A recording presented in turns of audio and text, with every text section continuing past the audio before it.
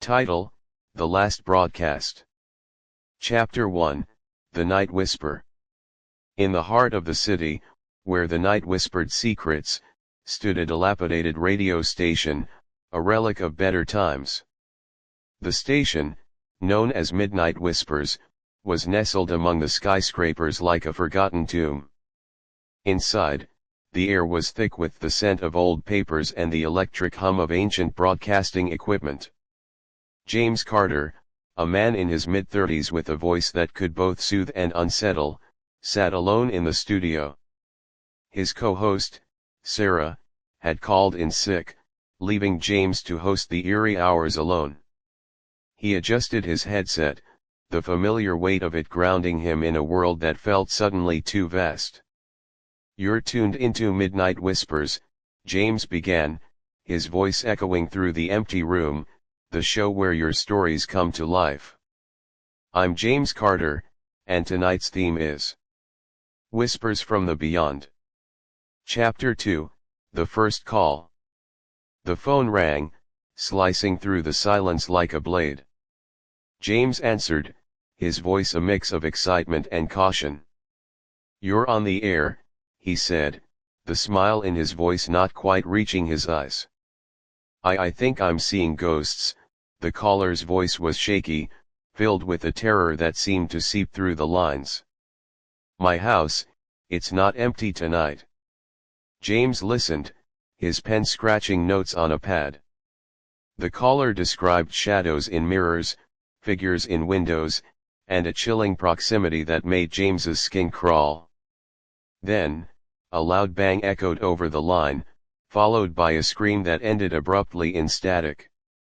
"Okay, folks, if that was a prank, it was in poor taste," James said, though his tone belied his attempt at humor. But then, something unexpected happened. The caller's voice returned, now calm, saying, "I'm safe now. I think I've found peace." The line went dead again, leaving James puzzled. Chapter 3, Descent into Darkness. The calls continued, each one weaving a tapestry of dread. A woman locked in her car, seeing a figure in the dark. A man in his basement, hearing whispers from the shadows.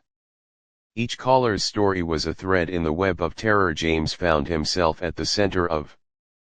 But as the night wore on, the calls began to loop. Stories he'd heard before were being told again, but with slight changes, as if reality was glitching.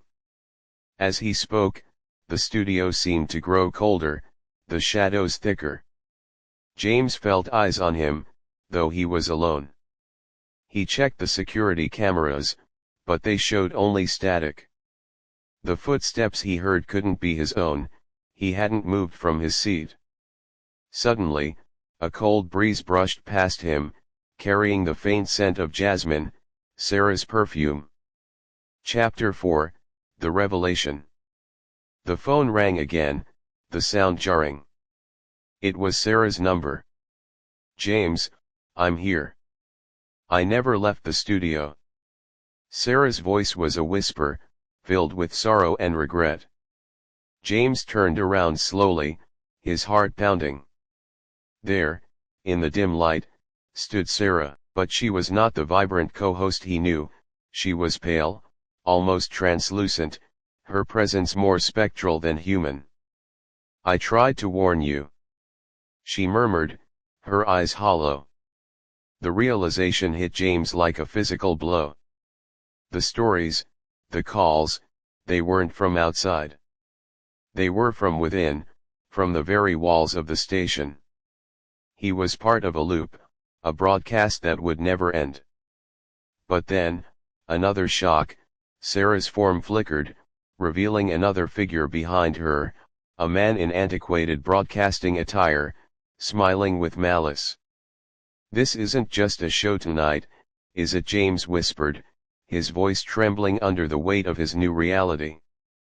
Chapter 5, Eternal Echo. The station plunged into darkness, the only light being the red glow of the on-air sign. Suddenly, the equipment began to operate on its own, Dials turned, lights flickered, and the microphone moved as if guided by an unseen hand. James's last broadcast would echo through the night, forever on the air, his voice mingling with the whispers of those who had called before him. As the night deepened, James heard laughter from the speakers, not his own or Sarah's, but that of many voices, past hosts of midnight whispers, each trapped in their eternal broadcast. In the silence that followed, the station stood as a monument to the last whisper of James Carter, a man caught between the world of the living and the echoes of the beyond, broadcasting to an audience that might never know the truth behind the midnight whispers, or the many souls bound to this frequency of terror. But then, in the midst of the eerie silence, a voice, jovial and out of place, crackled through the speakers. "Why don't ghosts like to go out with each other because they can't handle a boring evening?" The laughter that followed was hearty, almost human, breaking the spell of horror for just a moment, leaving James, wherever he was now, with a wry smile. The station, with its spectral inhabitants, had not lost its sense of humor, even in death.